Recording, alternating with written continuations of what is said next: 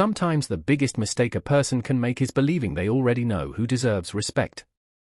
The flashing red and blue lights reflected across the polished hood of a dark gray SUV as traffic slowed on a busy Dallas boulevard just after 7:20 on a crisp Monday morning. Commuters craned their necks, phones quietly appeared above dashboards, and within seconds a routine stop became the center of everyone's attention. A tall black man in a charcoal suit stood beside his vehicle with both hands visible, calm despite the confusion surrounding him. His leather medical bag rested on the pavement only a few feet away, untouched. Officer Daniel Harper glanced at the driver's license in his hand before looking back at the man with visible skepticism. "Step away from the vehicle," he ordered, his tone sharper than necessary. The man complied without hesitation. His expression never changed, not because he wasn't concerned, but because years of treating frightened patients had taught him that panic rarely solved anything. "My name is Dr. Marcus Bennett," he said evenly. "I'm on my way to Memorial Heart Institute. A patient is waiting for emergency surgery." The words seemed to drift into the morning air without finding anyone willing to believe them. Another patrol car rolled in behind the first. Then another. Curious pedestrians stopped along the sidewalk while nearby drivers lowered their windows just enough to watch. To them, the scene already looked decided. A man in handcuffs usually meant guilt, and assumptions traveled much faster than facts. Marcus reached slowly toward the inside pocket of his jacket. "My hospital identification is right here," he explained. "May I?" "Don't reach any farther," another officer interrupted before taking the badge himself. He looked at the hospital ID for barely a second before handing it back with an unconvinced shrug. "Anybody can make one of these." Marcus inhaled quietly. The city around him continued moving, yet his own world felt strangely suspended in place. Somewhere less than 4 miles away, an operating room was being prepared. Nurses would already be reviewing charts. A family would be staring at a waiting room clock, hoping that one surgeon in particular arrived on time. None of those people knew that their hope was standing beside a police cruiser instead of inside a hospital. A small crowd continued growing. Someone whispered that the police must have caught a dangerous suspect. Someone else started recording. The phone cameras multiplied almost instantly.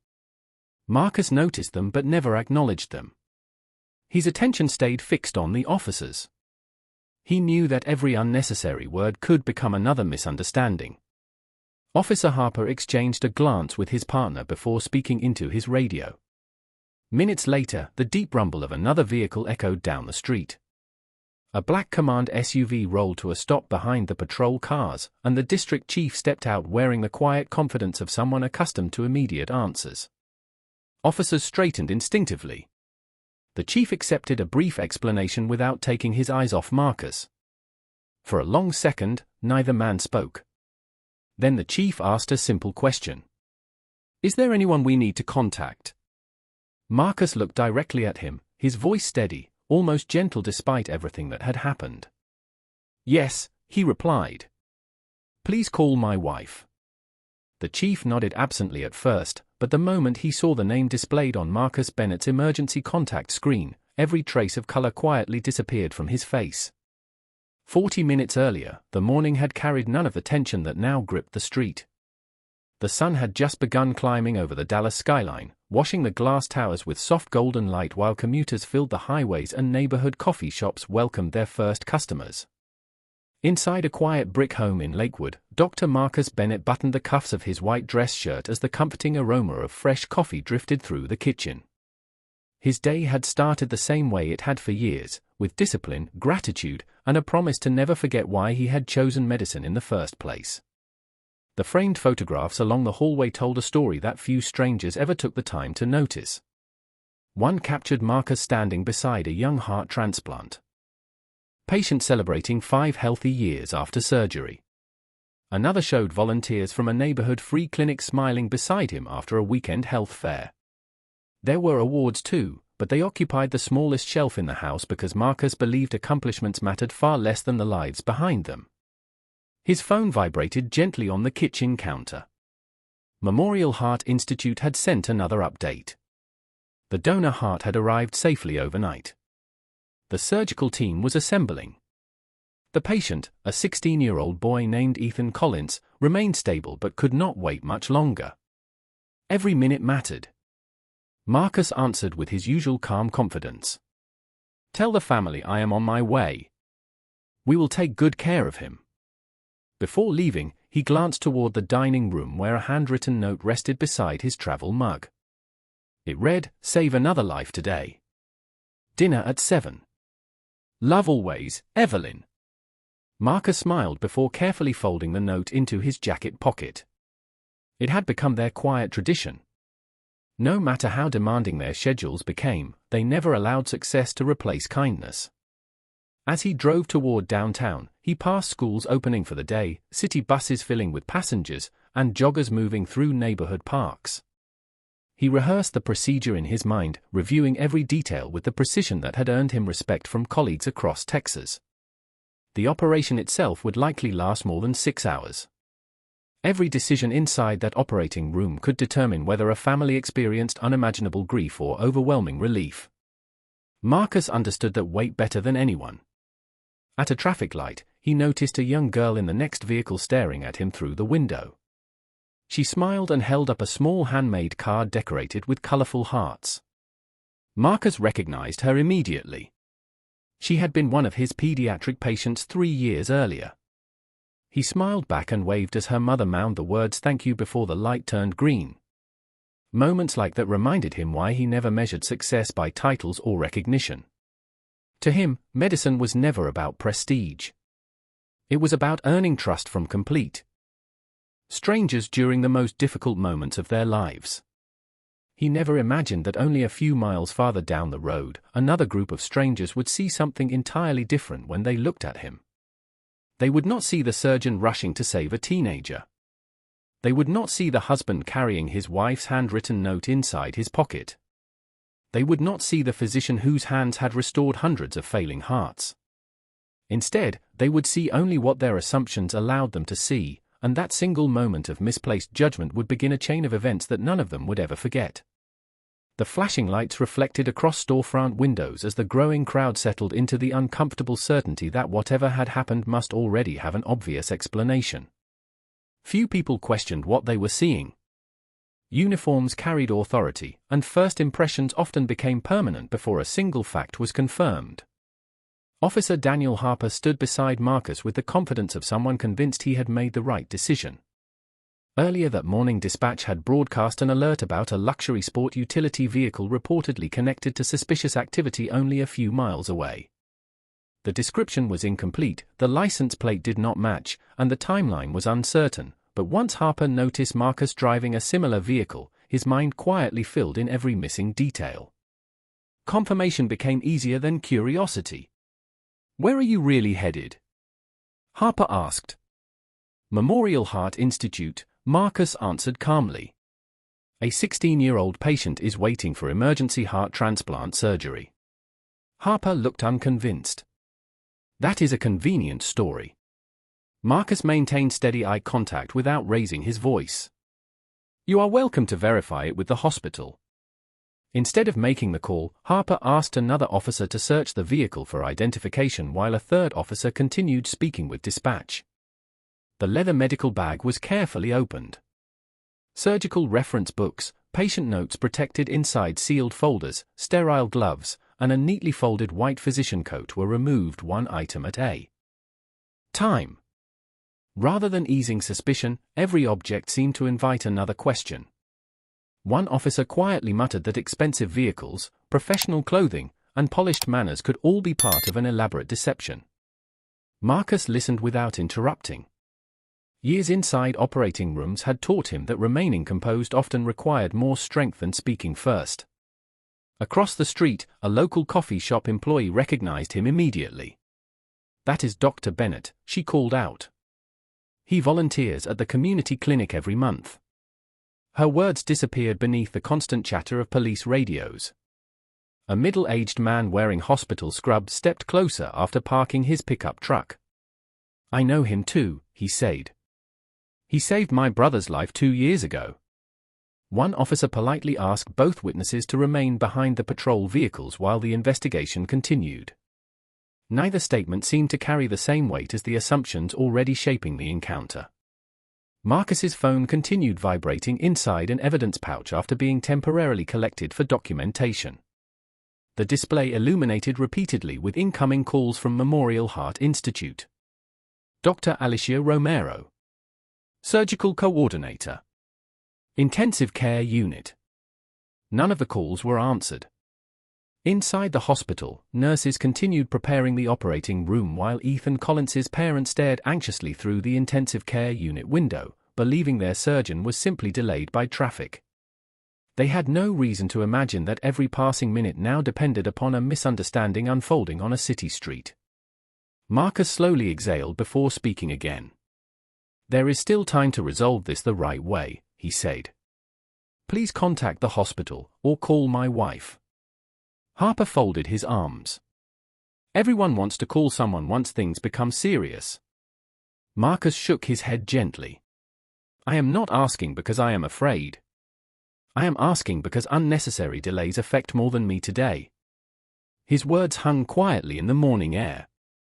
Some people in the crowd began lowering their phones as uncertainty slowly replaced confidence. Others exchanged uneasy glances, sensing that the story unfolding before them no longer matched the one they believed they had witnessed only minutes earlier. Even so, no one yet realized that the most important phone call of the morning had still not been made. The silence around the scene slowly changed shape. At first it had been the silence of spectators expecting confirmation that the officers had done the right thing. Now it became the silence of people beginning to question what they believed they had witnessed. More vehicles eased to the curb. More phones pointed toward the flashing lights. Every passing minute invited another pair of eyes, another opinion, another quiet judgment. Marcus Bennett remained standing exactly where the officers had instructed him to stay. His posture never changed. His breathing remained steady. If fear existed inside him, he refused to let it speak louder than dignity. He understood that every reaction would be remembered long after the misunderstanding itself ended. Across the street, a young nurse wearing navy blue scrubs pushed through the gathering crowd. Her face immediately filled with disbelief. "Dr. Bennett," she called. "We have been trying to reach you. Ethan is already in the operating room." One officer stepped politely into her path. "Please stay behind the patrol vehicles while we finish our investigation." "Investigation," she repeated, unable to hide her confusion. "He is the lead cardiac surgeon. A family is waiting for him right now." Another hospital employee arrived only moments later, carrying an identification badge from Memorial Heart Institute. He attempted to explain the urgency of the transplant schedule, describing how dozens of medical professionals had spent the entire night preparing for the procedure. The officers listened respectfully, yet uncertainty still lingered among them. Dispatch had not yet completed its verification, and no one wanted to make the wrong decision too quickly. Marcus watched the exchange without interruption. He knew every additional voice defending him carried the risk of making the situation more emotional instead of more rational. Quiet confidence, he believed, often traveled farther than desperate arguments. On the opposite sidewalk, several people who had been recording the encounter lowered their phones and began whispering among themselves. One elderly woman folded her arms and said softly, "He has not raised his voice once." Another replied, "That is not what I expected." Sometimes the smallest observations became the first cracks in a deeply held assumption. Inside Memorial Heart Institute, the atmosphere continued changing with every passing minute. Surgical instruments had already been counted twice. Nurses checked monitors again. Ethan Collins lay surrounded by specialists preparing for the operation while his parents sat only a few feet away, holding hands in complete silence. They trusted the man they had met only days earlier because he had spoken to them with honesty instead of false promises. Marcus had told them he would do everything medically possible for their son, and they believed every word. Neither parent imagined that their surgeon's greatest obstacle that morning had nothing to do with medicine. Back on the boulevard, Officer Daniel Harper looked once more at the physician identification card resting on the hood of the patrol vehicle. Everything about it appeared authentic. The hospital logo. The security features. The credentials. The years of service. Yet doubt still refused to surrender completely. Experience had taught him to question appearances, but somewhere along the way he had forgotten that suspicion without careful verification could become its own kind of mistake. Marcus finally spoke again, his voice carrying the same calm certainty it had held since the beginning. "Please," he said quietly, "there is one call that will answer every question you still have. No frustration. No accusation. Only quiet conviction." Those standing nearby noticed something remarkable. He never once asked anyone to believe him. He simply asked them to verify the truth. And sometimes, the difference between justice and regret was nothing more than the willingness to make one honest phone call. Officer Daniel Harper stared at the phone in his hand without dialing. It was a simple decision, one that would have taken less than 10 seconds, yet it somehow felt heavier than every choice he had made since activating his patrol lights. Around him, the morning traffic continued flowing, but the atmosphere inside the growing circle of officers and bystanders had become unusually still. The confidence that had defined the encounter only minutes earlier was beginning to fade, replaced by an uncomfortable awareness that something did not fit.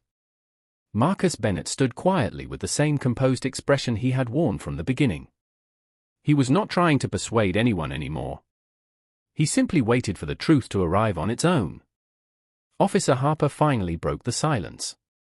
"Who is your wife?" he asked, his voice carrying more curiosity than skepticism for the first time. Marcus looked directly at him before answering with complete calm.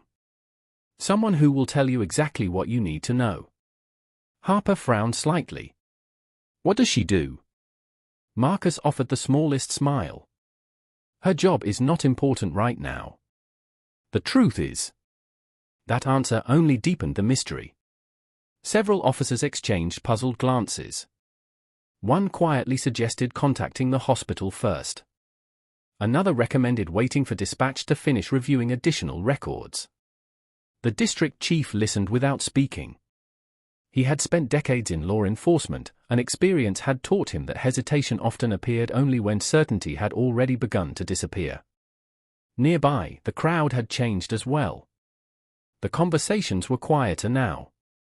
The assumptions that had spread so quickly were slowly being replaced by questions. A teenager lowered his phone and whispered to his father, if he was hiding something, why would he keep asking them to make the call? His father did not answer immediately. Instead, he watched Marcus for another moment before saying softly, "People who trust the truth usually do not rush it." At Memorial Heart Institute, Dr. Alicia Romero looked once more at the operating room schedule before placing another unsuccessful call. The entire surgical team remained prepared. Ethan Collins remained stable, but everyone understood that time was becoming increasingly valuable. Alicia finally instructed another physician to continue, preparing as though Marcus might arrive at any moment. She refused to believe that he would simply fail to appear without reason. Back on the boulevard, the district chief stepped closer to Marcus. "You have asked us the same question several times," he said. "You have not argued. You have not complained. You have only asked us to contact your wife. Why?" Marcus answered without the slightest trace of anger. "Because once you speak with her, this situation will no longer depend on assumptions. It will depend on facts." Those words settled over the scene with unexpected weight. Facts. That was supposed to be the foundation of every professional decision being made that morning. Yet everyone standing there quietly realized how many conclusions had been reached before enough facts had ever been gathered. The chief slowly extended his hand toward the evidence pouch containing Marcus's phone. He removed it carefully, unlocked the emergency contact screen that had remained illuminated, and studied the single name displayed there. There was no dramatic title beside it. No government designation. No explanation of who she was. Only one simple name followed by one simple word that somehow carried more confidence than any credential Marcus had presented all morning. Evelyn. The chief looked up once more before pressing the call button, unaware that the voice about to answer would change the direction of every conversation taking place on that street. The phone rang only once before the call connected. The district chief instinctively activated the speaker so everyone closest to him could hear. For a brief moment there was only the quiet background sound of an office, followed by the calm, composed voice of a woman who sounded neither rushed nor surprised. "This is Evelyn Bennett." The chief cleared his throat. "Good morning.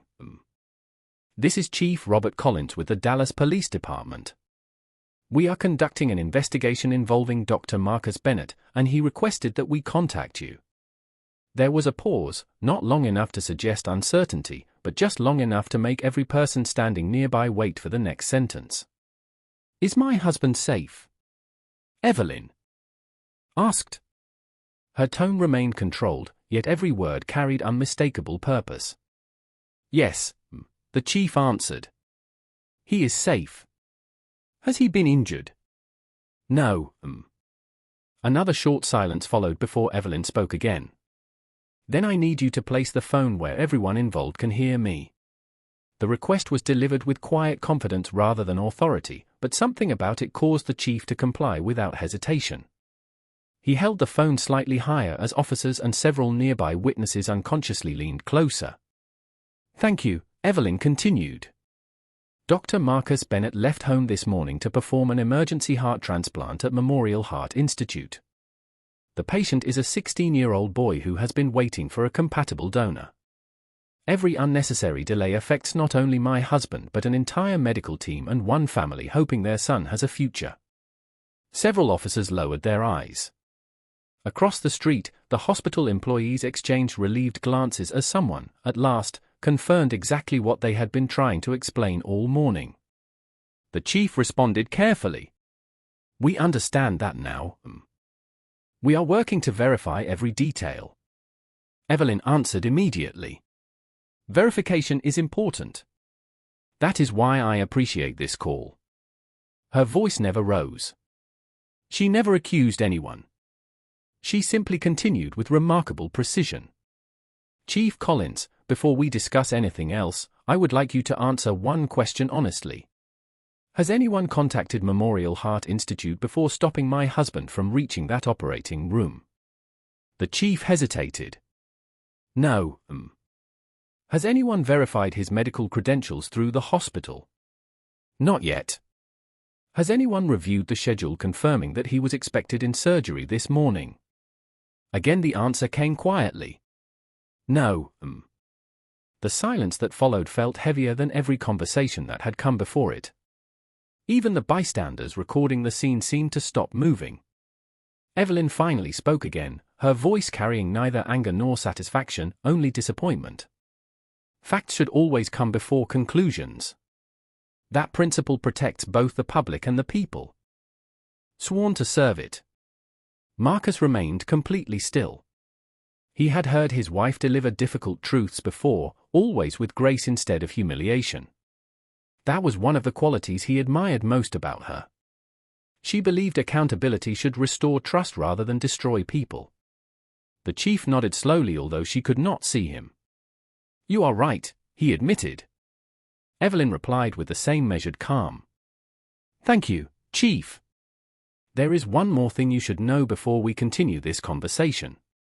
I am leaving my office now, and I will arrive there in just a few minutes. I believe it would be best if we spoke in person." The line remained open for a moment after those words, and for reasons no one could fully explain, the confidence that had filled the officers earlier that morning quietly gave way to anticipation. No one standing on that Dallas street yet understood exactly who Evelyn Bennett was, but every instinct told them they were about to find out. The first vehicle appeared at the end of the boulevard with no flashing lights and no dramatic escort, just a black government sport utility vehicle moving steadily through traffic. A second followed behind it, then a third. Their arrival was quiet enough that many people barely noticed at first, but the district chief did. His eyes remained fixed on the approaching convoy as if something deep in his memory had suddenly awakened. The vehicle stopped one after another with remarkable precision. The doors opened almost simultaneously. Men and women in professional business attire stepped out first, each wearing discreet identification badges clipped beneath tailored jackets. They spoke briefly into communication earpieces before taking calm positions around the lead vehicle. No one rushed. No one raised a voice. Their discipline alone transformed the atmosphere. Officer Daniel Harper glanced toward the chief, searching for an explanation, but found none. Chief Robert Collins had become unusually quiet. The rear passenger door of the lead vehicle opened. A woman stepped onto the pavement wearing a navy blue business suit, carrying a simple leather portfolio rather than an expression of authority. Evelyn Bennett walked forward with measured confidence, acknowledging no cameras, making no attempt to command attention. She did not need to. The confidence in her posture seemed to speak before she ever did. Marcus looked toward her and offered the same calm smile he had carried throughout the morning. She returned it with a brief nod that required no words. It was the look of two people who trusted each other completely, even in difficult moments. As Evelyn approached, one member of her staff quietly handed the chief a credential wallet. The moment he opened it, his expression changed. His shoulders stiffened almost instinctively before he looked back at Evelyn with unmistakable recognition. The badge identified her as the executive director of the Texas Office of Law Enforcement Professional Standards, the independent agency responsible for statewide oversight of officer conduct, accountability reviews, and departmental compliance. Every major police department in the state, including his own, ultimately answered to the office she led. For several long seconds, the chief simply stared at the identification before carefully closing it again. Officer Harper noticed the change immediately. "Chief," he asked softly. Collins answered without taking his eyes off Evelyn. "Stand by." That was all he said, but the words carried a seriousness none of the younger officers had ever heard from him before. Evelyn stopped only a few feet away. "Good morning, Chief Collins," she said warmly. "Thank you for calling instead of assuming." The chief removed his cap as a gesture of professional respect. "Director Bennett," he replied quietly. "I did not realize." She offered a gentle smile before interrupting. "That is exactly why titles should never be the reason someone receives fairness." Her eyes briefly shifted toward Marcus before returning to the officers gathered around them. "If my husband had been an ordinary citizen with no connection to my office, he would still deserve the same careful verification before conclusions were reached." No accusation filled her voice. There was only conviction grounded in principle. The officers standing nearby lowered their eyes, not because anyone had embarrassed them, but because they suddenly understood the difference between authority and integrity. Across the street, the bystanders who had spent the morning recording every moment now whispered to one another as the truth slowly unfolded before them. They had expected someone powerful to arrive and demand special treatment. Instead, they watched a public servant calmly ask for something much simpler and far more important. Equal treatment under the same standard for everyone. And in that quiet realization, the balance of power shifted completely, not because someone higher in rank had appeared, but because the truth had finally arrived before anyone else could rewrite it. For a long moment, no one spoke. The only sounds came from distant traffic, the quiet hum of engines, and the steady rhythm of a city continuing its day while an important lesson unfolded on one ordinary street. Chief Robert Collins looked toward Marcus Bennett before carefully handing back his phone.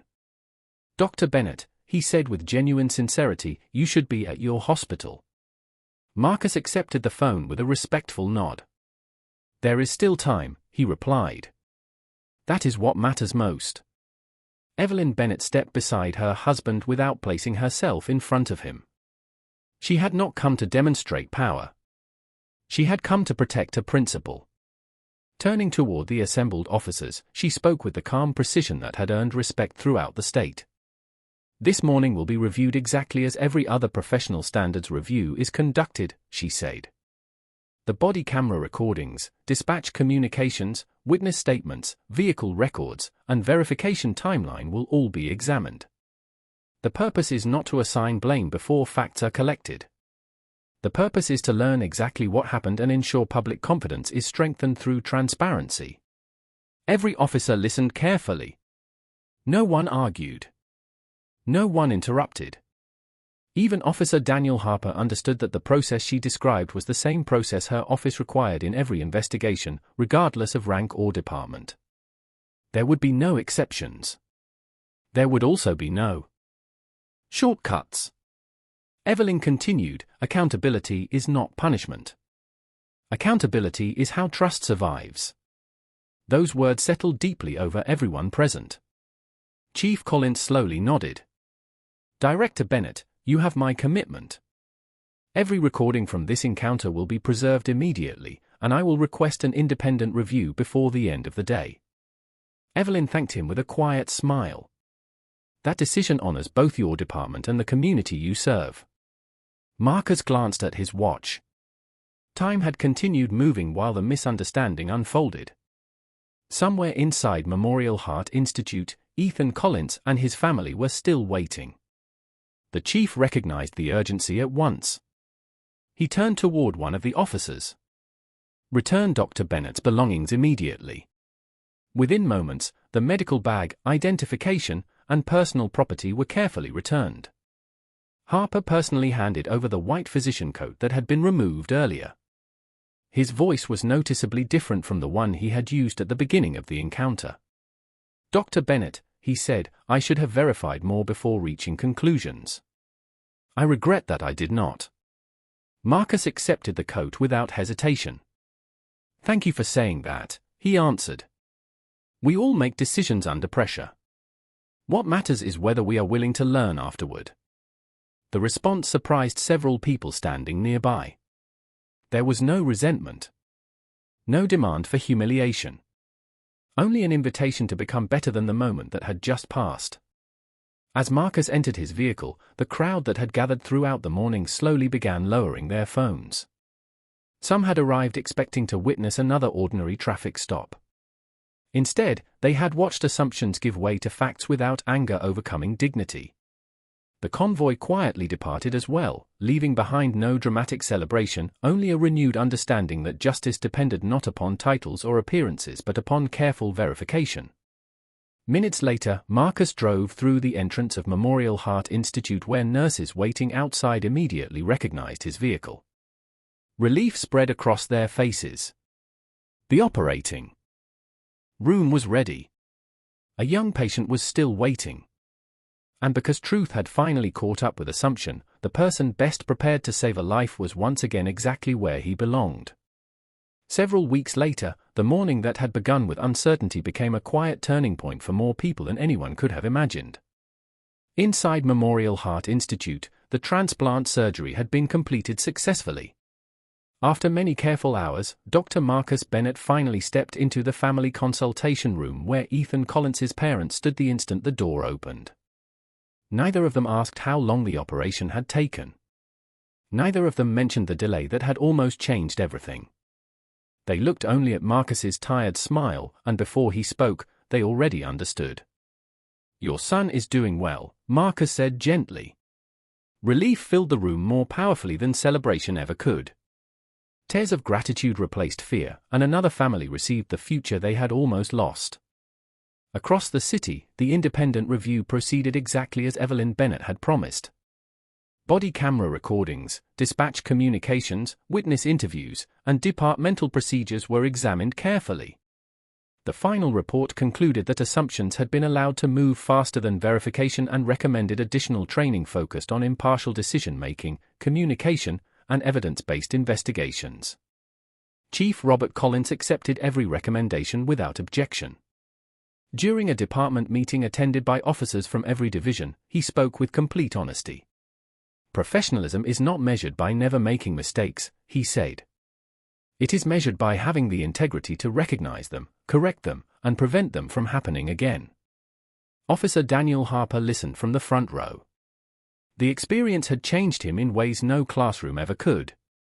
Months later, during another routine traffic stop, he paused before reaching a conclusion, verified every available fact, and treated the driver with the same patience he wished he had shown that morning. The encounter ended peacefully within minutes because he had learned that fairness begins long before certainty. Marcus never spoke publicly about the incident beyond thanking the officers who chose transparency over defensiveness. He declined interviews and invitations to become the center of public attention. When colleagues asked why, he simply smiled. The story was never supposed to be about me, he would say. It was supposed to remind us that every person deserves to be seen before they are judged. Evelyn returned to her office with the same quiet determination she carried every day. Her title had never been the lesson.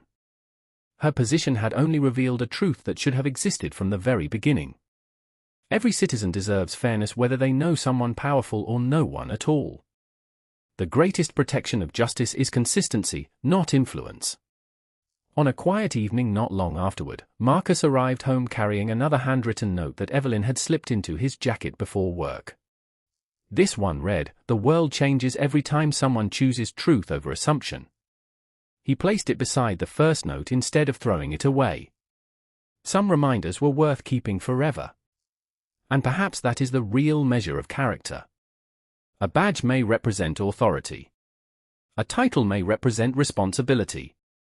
But neither has value unless guided by humility, fairness, and respect for every human being.